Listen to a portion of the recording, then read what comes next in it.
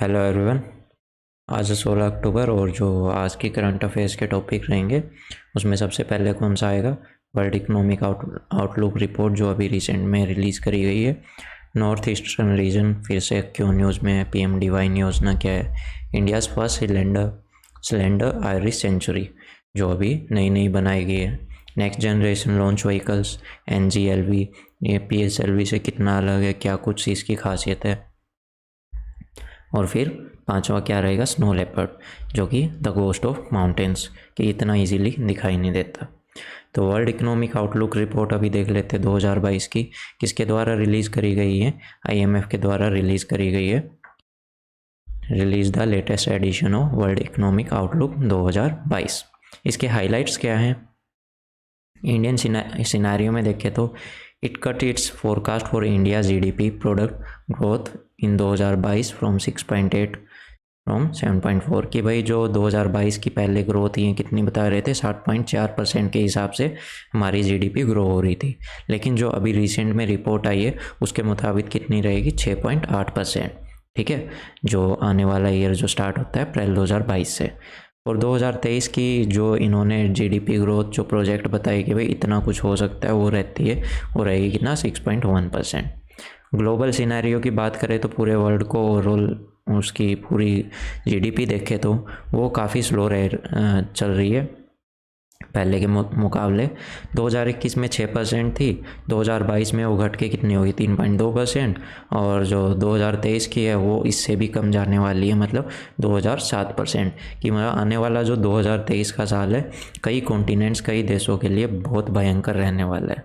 ठीक है, this is the weakest growth profile since 2001 के बाद में ये सबसे कठिन टाइम आने वाला है, सबसे लोवेस्ट फेज आने वाला है, except for the global financial crisis and the acute phase of covid pandemic.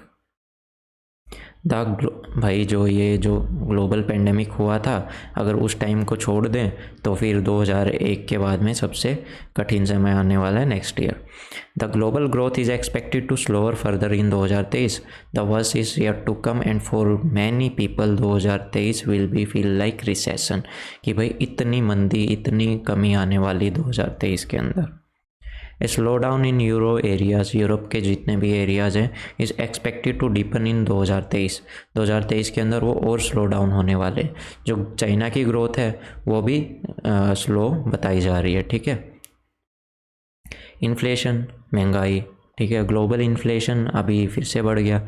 2021 में कितना था? 4.7% और 22 के अंदर कितना हो गया? 8.8%, जो कि फिर से डिक्लाइन होता बट टू डिक्लाइन 6.5% इन 2023।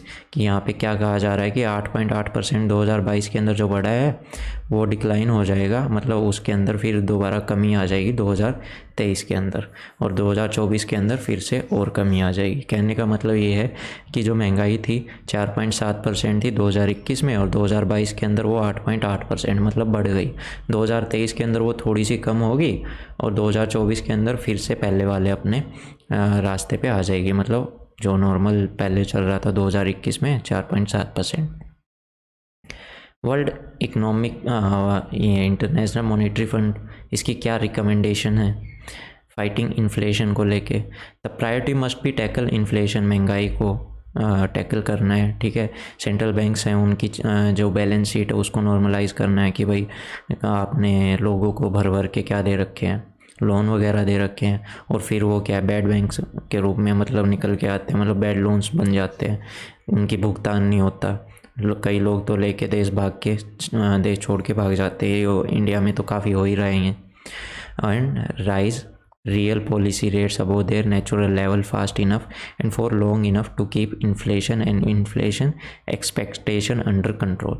कि भाई चीज़ों को ऐसे रखो ताकि जो ये महंगाई जो बढ़ रही है ना इसको आप अपने एक्सपेक्टेशन के अनुसार उसको कंट्रोल में रख सको। मॉनेटरी और ऑफिशियल पॉलिसी का कोऑर्डिनेशन होना चाहिए कि भाई जो भी ऑफिशियल पॉलिसी फाइनेंस पॉलिसीज़ बनाई जाएंगी वो किसको? मॉनेटरी पॉलिसी को अच्छे से सपोर्ट करें और जो इकोनॉमी की डिमांड है उसको पूरा करें। ठीक है, बिना किसी महंगाई को बढ़ाते हुए। Without price stability. Any gains from future growth are at the risk of being eaten up by the renewed cost of living squeeze. यहाँ पे क्या बोला गया है कि जो प्राइस स्टेबिलिटी अगर नहीं होगी, ठीक है, अगर महंगाई को हमने कंट्रोल नहीं किया तो भले ही फ्यूचर के अंदर हम कितना ही ग्रो हो जाएं, उसके साथ साथ जो ये कॉस्ट ऑफ लिविंग, जो स्टैंडर्ड ऑफ लिविंग है हमारा रहने के लिए, जितनी महंगाई बढ़ती जा रही है ना, वो उसको बिल्कुल एक तरह से उस ग्रोथ को ख़त्म करती जाएगी। एक तरफ हम बढ़ रहे हैं, दूसरी तरफ हम लगा भी रहे हैं, तो हमारे पास इन द एंड कुछ नहीं बचेगा। सेंट्रल बैंक्स को भी अपना अच्छे से काम करना पड़ेगा, ठीक है, जो उसके ऑब्जेक्टिव्स हैं और जो स्टेप्स हैं वो उसको अच्छे से अचीव करने पड़ेंगे। Protecting the vulnerable during the adjustment, कि भाई जो भी एडजस्टमेंट हम करते हैं उसके अंदर सबसे ज़्यादा किसको फ़र्क पड़ता है? आम आदमी को, क्योंकि जब चीज़ें महंगी होती है, पेट्रोल के, खाने पीने के या फिर फूड ऑयल, ये जिन जिन चीज़ों के प्राइसेस बढ़ते हैं ना, उसमें सबसे ज़्यादा पहले कौन मरता है? गरीब आदमी मरता है। तो आपको इस तरह से एडजस्ट करना पड़ेगा ना कि किसी का भी नुकसान ना हो। सबसे पहले climate policies, without prompt remedial action, climate change will eventually have catastrophic impact on the health and economic outcome the world over.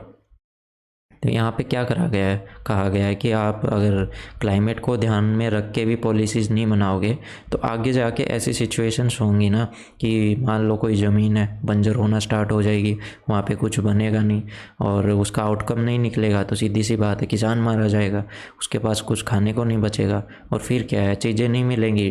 जिस डिमांड को किसान पूरी करता है मार्केट के अंदर, अगर वही नहीं गई तो उस चीज़ के फिर दाम क्या जाएंगे? बढ़ जाएंगे और उसकी वजह से फिर और महंगाई और मंदी आ जाएगी।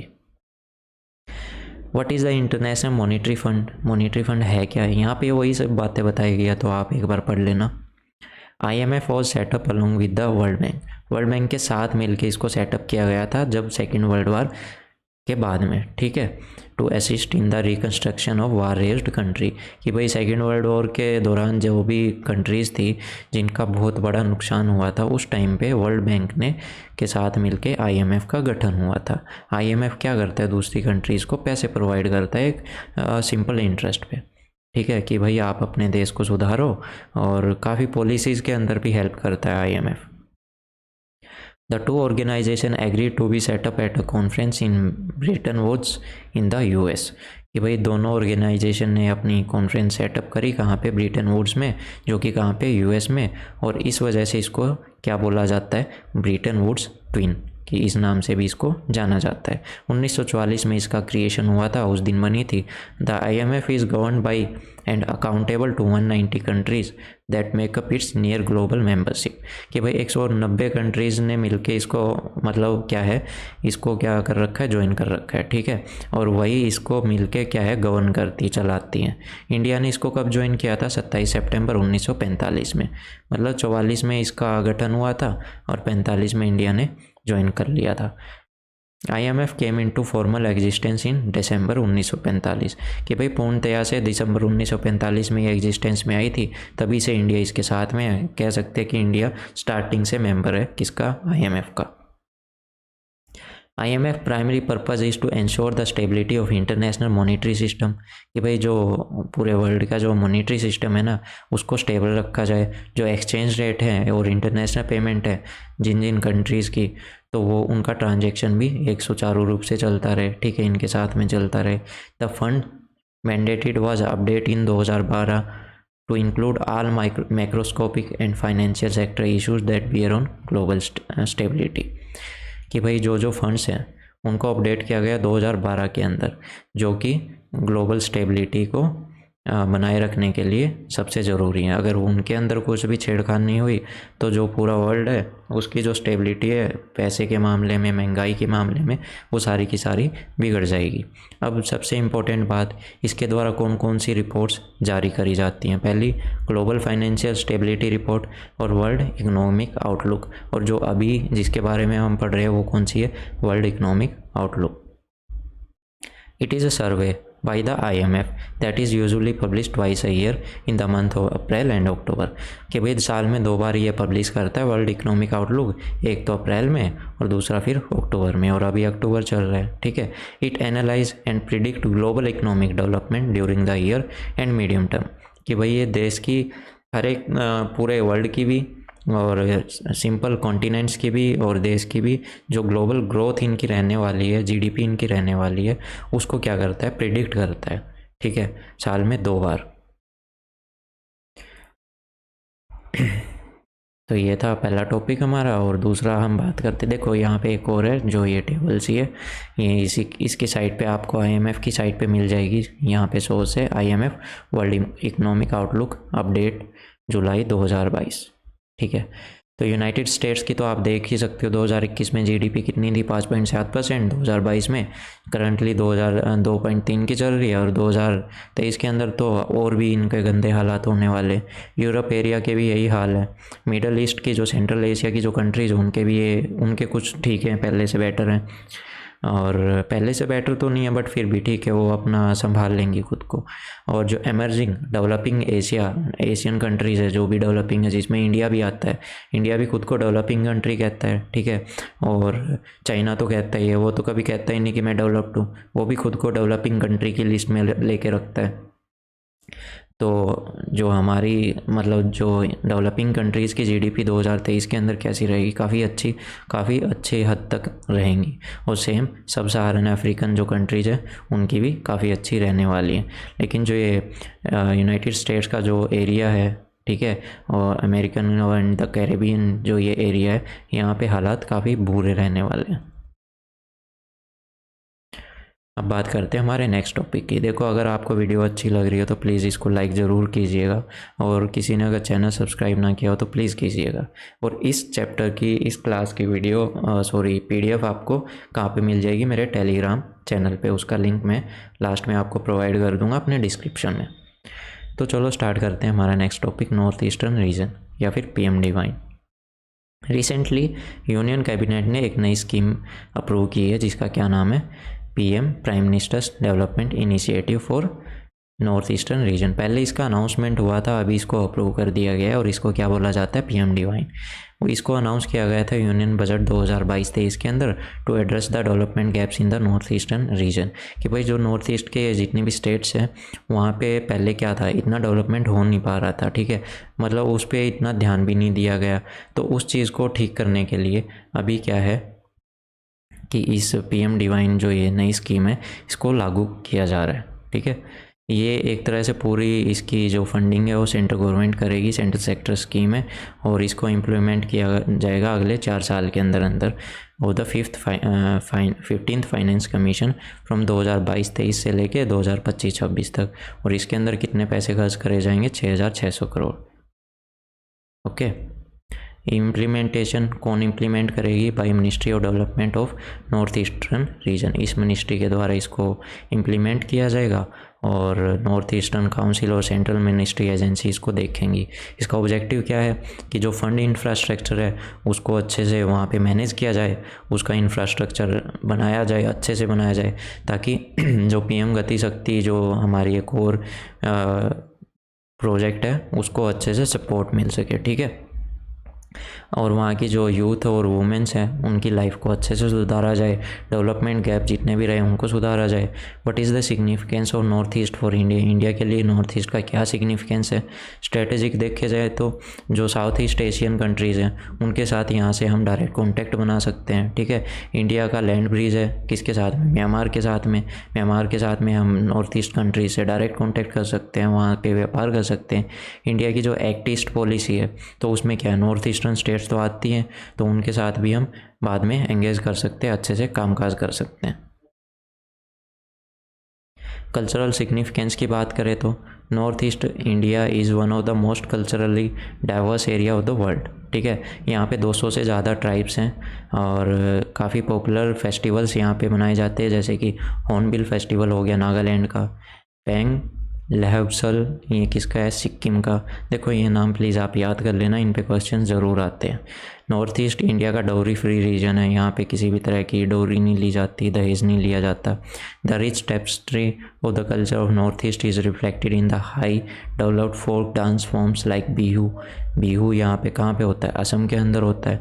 मणिपुर में एक ट्रेडिशन है किसका, कि जो स्केर्ड ग्रूव्स हैं, ठीक है, जो ये बर्ड हो गया है, पीपल हो गया, इनकी क्या करी जाती है, इनकी पूजा करी जाती है। ये जंगल हो गया, ठीक है, इन सब की पूजा करी जाती है और इसको क्या बोला जाता है, उमंग लाई। ओके, फिर बात करते हैं economic significance. Economically the region is rich in natural resource of TOT. Natural जो टीओटी के जो नेचुरल रिसोर्स है इसके अंदर ये क्या है, काफ़ी हेल्प करता है। टीओटी क्या है, टी, ऑयल और टिम्बर, ये यहाँ पे काफ़ी ज़्यादा मात्रा में है। और ऊपर से जो ये पोटेंशियल हाउस, एक तरह से यहाँ से 50,000 मेगावाट का हम हाइड्रो इलेक्ट्रिक पावर यहाँ से जनरेट कर सकते हैं। और ऊपर से जो नॉर्थ ईस्टर्न रीजन है वो फॉसल फ्यूल्स के अंदर भी भरा पड़ा है, ठीक है। North eastern is a part of Indo Burma biodiversity hotspot. It represent one of the highest avian मतलब जो उड़ने वाले जो पंछी है वो यहाँ पे सबसे ज़्यादा मात्रा में पाए जाते हैं। और प्लांट की इतनी बायोडाइवर्सिटी है, मतलब कई तरह की प्लांट की स्पीसीज यहाँ पे पाई जाती हैं। करंट चैलेंज क्या है नॉर्थ ईस्ट को लेके, एक तो लेक ऑफ एफिशिएंट इंफ्रास्ट्रक्चर। वहाँ के जो रोडवेज, वाटरवेज, एनर्जी, जो सोशल इंफ्रास्ट्रक्चर है जिसके अंदर एजुकेशनल इंस्टीट्यूट हो गया, हेल्थ फैसिलिटी हो गया, ये ढंग से वहाँ पे विकसित नहीं है, तो इसको भी सुधारा जाएगा। शो ऑफ पेस हो इंडस्ट्रियल ग्रोथ, वहाँ की जो इंडस्ट्रीज़ हैं वो भी अंडर डेवलप्ड है, ठीक है। टेरिटोरियल कॉन्फ्लिक्ट मतलब जो बाकी की आपस में स्टेट है, असम और मिज़ोरम बॉर्डर का डिस्प्यूट है, और काफ़ी और भी डिस्प्यूट रहते हैं इनके, तो वो भी काफ़ी बड़ी समस्या है। What are the major infrastructure projects in north east, rail road और एयर कनेक्टिविटी, ठीक है। एक तो सबसे बड़ा यही प्रोजेक्ट है जिसके अंदर 4,000 किलोमीटर का रोड, 20 रेलवे प्रोजेक्ट जो कि 2,011 किलोमीटर्स के हैं, और 15 एयर कनेक्टिविटी प्रोजेक्ट्स हैं जो अभी डेवलपिंग स्टेज में चल रहे हैं। वाटरवेज की कनेक्टिविटी भी वहाँ पे बढ़ाई जा रही है। नेशनल वाटरवे जो गंगा, ब्रह्मपुत्र और बैरक रिवर का है, नेशनल वाटरवे 1, ठीक है, जो कि गंगा नदी पे है, और नेशनल वाटरवे 2 जो कि कहाँ पे, ब्रह्मपुत्र नदी पे है, और नेशनल वाटरवे 16 जो कि बैरक नदी पे है, वो भी अंडर डेवलपमेंट है। Eastern waterway connective transport grid, it will connect the north east with the rest of India by providing 5,000 kilometre of navigable waterways.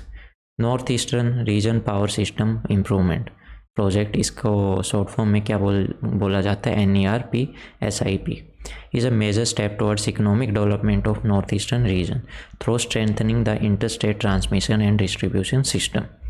वहाँ पे क्या है, पावर ट्रांसमिशन को भी बढ़ाया जा रहा है, 4G connectivity, broadband connectivity services को भी बढ़ाया जा रहा है।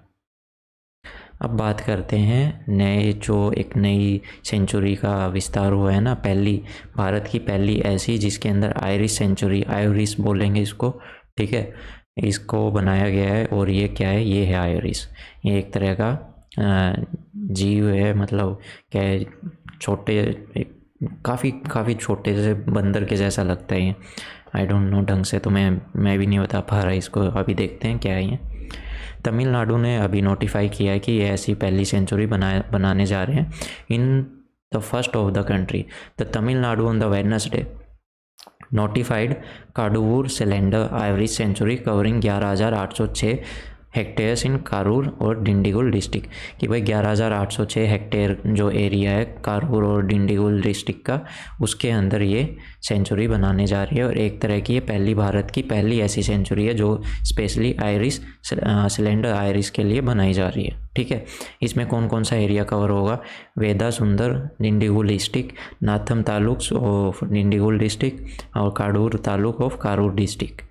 Cylinder loris which is small nocturnal mammal, ठीक है, स्मॉल होता है काफ़ी, नॉक्टर्नल मैमल है मतलब रात को निकलता है, आर्बोरियल इन नेचर है, पेड़ पौधों पे ही रहता है मोस्टली अपनी लाइफ में, अपनी पूरी लाइफ पेड़ पे ही रह के बिता देता है, ठीक है। This species act as a biological predator of pest in crops and benefit farmers, कि भाई एक तरह से बायोलॉजिकल प्रीडेटर जो कीट पतंगे होते हैं जो हमारी क्रॉप्स को ख़राब कर देते हैं उनको ये खाते हैं, तो इस वजह से फार्मर्स की भी हेल्प कर देते हैं। और ये IUCN की जो लिस्ट है उसके अंदर एंडेंजर्ड स्पीसीज़ के अंदर इसका नाम आता है, ठीक है। और इनके खुद में भी काफ़ी इकोलॉजिकल रोल्स हैं टेरेस्ट्रियल इकोसिस्टम के अंदर। फिलहाल इनकी जो संख्या करीबन 14,000 के अराउंड है, डिंडीगुल और कारूर फॉरेस्ट डिवीज़न अकेले उस पैच के अंदर ही। अब थोड़ा सा इसके बारे में पढ़ते हैं। ये क्या है, नेटिव है, कहाँ का, इंडिया और श्रीलंका, यहीं पे ज़्यादातर पाया जाता है। अपनी पूरी लाइफ पेड़ पौधों में ही रह के बिता देता है। जो ब्रांचेज़ के टॉप्स हैं उनके वहाँ पे रहता है, मतलब top of the branch. Specially किन पे फीड करता है, इंसेक्ट्स पे, रेप्टाइल्स पे, प्लांट्स की सूट और फ्रूट्स के ऊपर। और ट्रॉपिकल रेन फॉरेस्ट एरिया में scrub forest, semi deciduous forest और स्वैम्प एरियाज़ के अंदर ये ज़्यादातर पाया जाता है। इसकी 2 ही स्पीसीज़ हैं, रेड सिलेंडर लोरिस और ग्रे सिलेंडर लोरिस। मतलब ये लाल रंग के होते होंगे और ये ग्रे कलर के। तो आप एक बार इनको जाके इंटरनेट पे या गूगल पे सर्च कर लेना, अच्छे से फ़ोटो देखोगे ना फिर आपको ये याद रह जाएगा। It is believe that they have medicinal properties and they are captured and sold. कि भाई माना जाता है कि ये एक तरह से मेडिसिनल कुछ इनकी प्रॉपर्टीज़ भी है, इस वजह से इनको पकड़ के बेच दिया जाता है। Since there is a great demand for keeping these animal as pets they are illegally smuggled. अब ये क्या है ना, छोटे से हैं, प्यारे से हैं, इस वजह से लोग इनको भी पालने के लिए इनको घर में पकड़ के रखते हैं, ठीक है। इस वजह से इनकी डिमांड बढ़ गई और इलीगली इनको स्मगल किया जाता है। इनका स्टेटस क्या है, एंडेंजर्ड है, ठीक है, IUCN की लिस्ट में। हैबिटेट इनका लॉस होता जा रहा है, इस वजह से क्या इनकी पॉपुलेशन में कमी आती जा रही है। अब बात करते हैं जो नया NGLV next generation launch vehicle जो बनाने जा रही है, बना दिया है इसरो ने। तो उससे पहले एक बार डिफरेंस देख लेते हैं PSLV और GSLV में। इसकी 44 मीटर हाइट होती है और इसकी 49.13।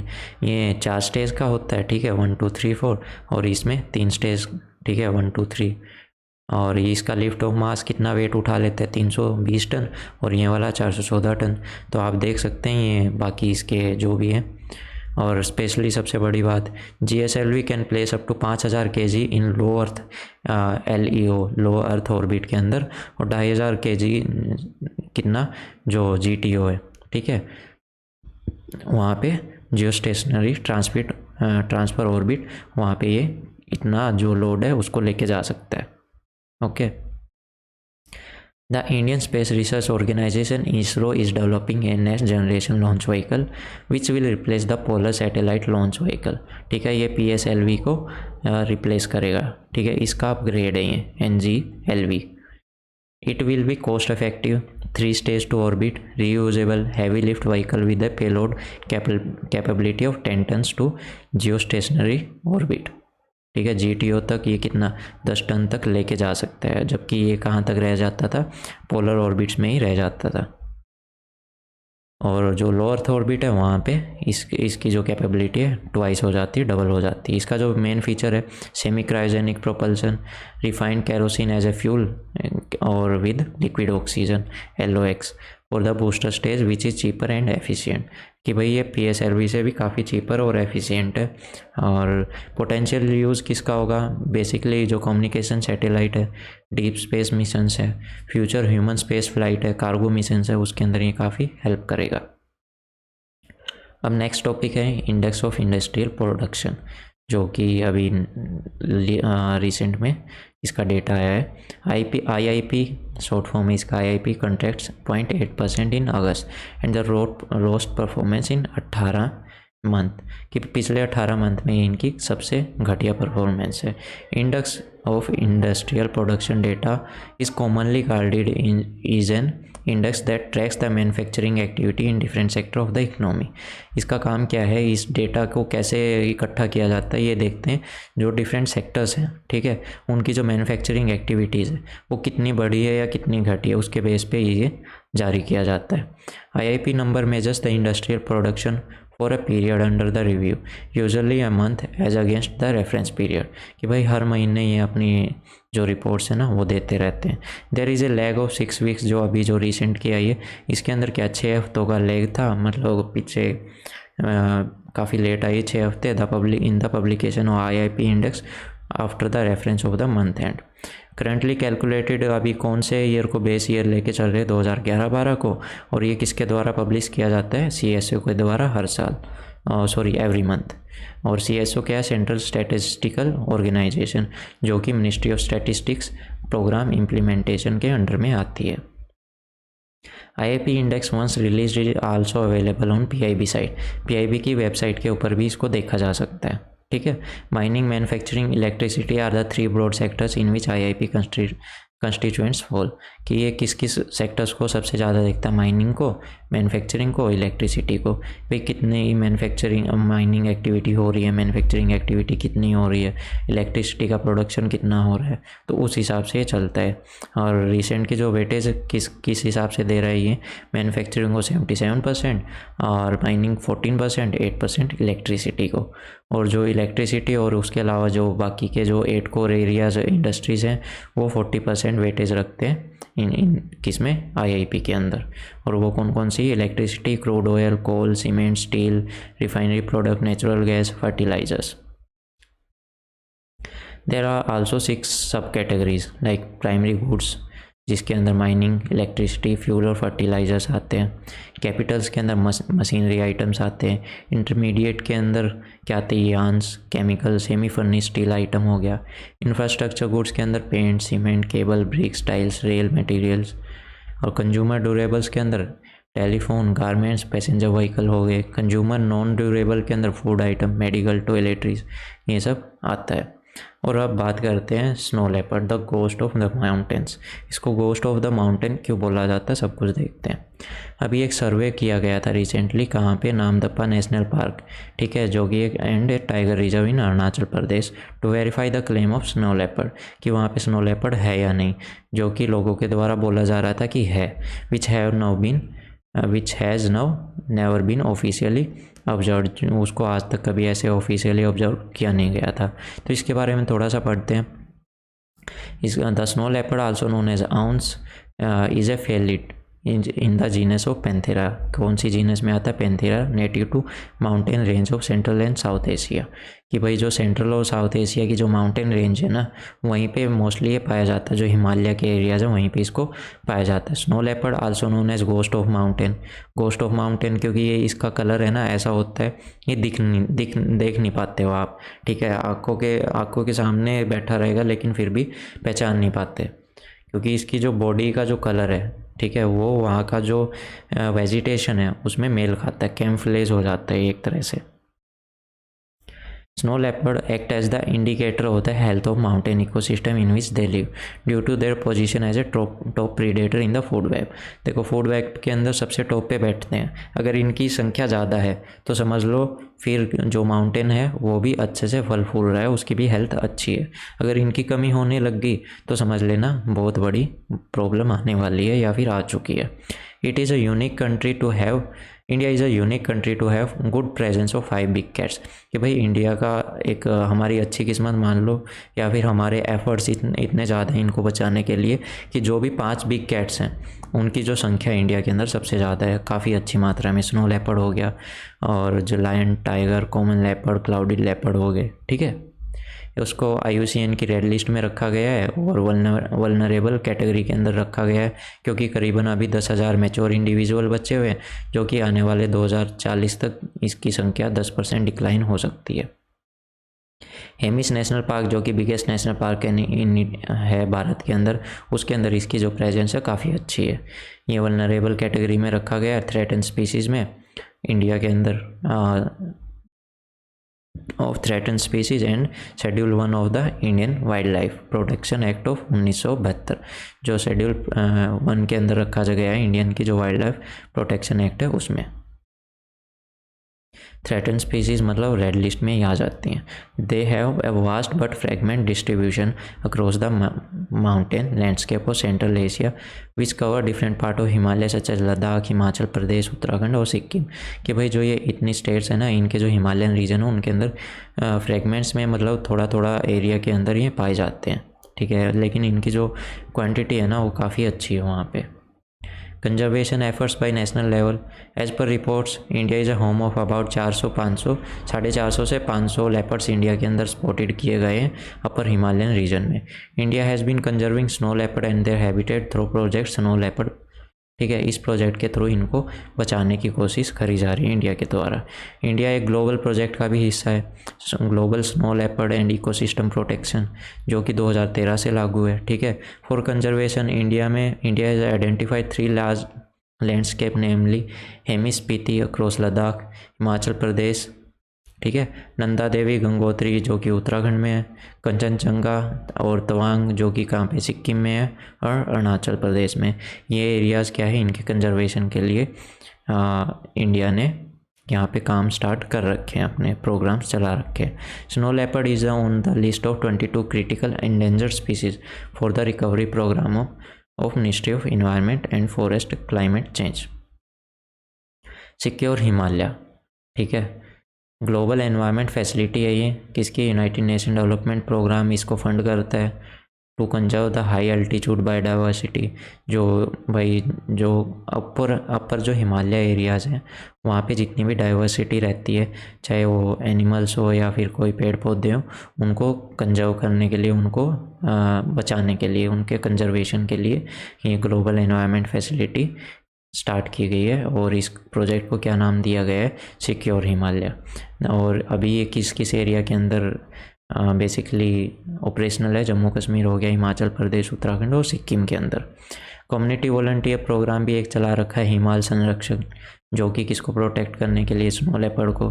और इंटरनेशनल लेवल पे क्या एफर्ट्स चल रहे हैं, 2013 के अंदर बीसक डिक्लेरेशन हुआ था जिसके अंदर कुछ प्रोटेक्शन के लिए गोल सेट किए गए थे कि एटलीस्ट 20 स्नो लेपर्ड्स जो लैंडस्केप्स हैं, ठीक है, with A viable snow leopard population by 2020, कि भाई वहाँ पे जो ये इनकी जो स्नो लेपर्ड्स की पॉपुलेशन है वो अच्छी होनी चाहिए। And lead to the formation of global snow leopard and ecosystem protection programme, कि भाई आप इस जो ये प्रोग्राम है इसको आप स्टार्ट करोगे वहाँ पे, ठीक है, इस नाम से। October 23 is the commemorate each year as international slow leopard day. तो अक्टूबर 23 के दिन क्या इंटरनेशनल स्लो लेपर्ड डे मनाया जाता है। तो ये थी आज की क्लास, बताइएगा मेरे को कैसी लगी। तो अच्छी लगी हो तो प्लीज़ आप इसको लाइक कीजिएगा, कमेंट कीजिएगा, कोई भी सुझाव हो, और चैनल सब्सक्राइब ना किया हो तो प्लीज़ कीजिएगा। इसका PDF आपको मेरे टेलीग्राम पेज पे मिल जाएगा, जिसका डिस्क्रिप्शन में लिंक मिल जाएगा। तो thank you, have a nice day.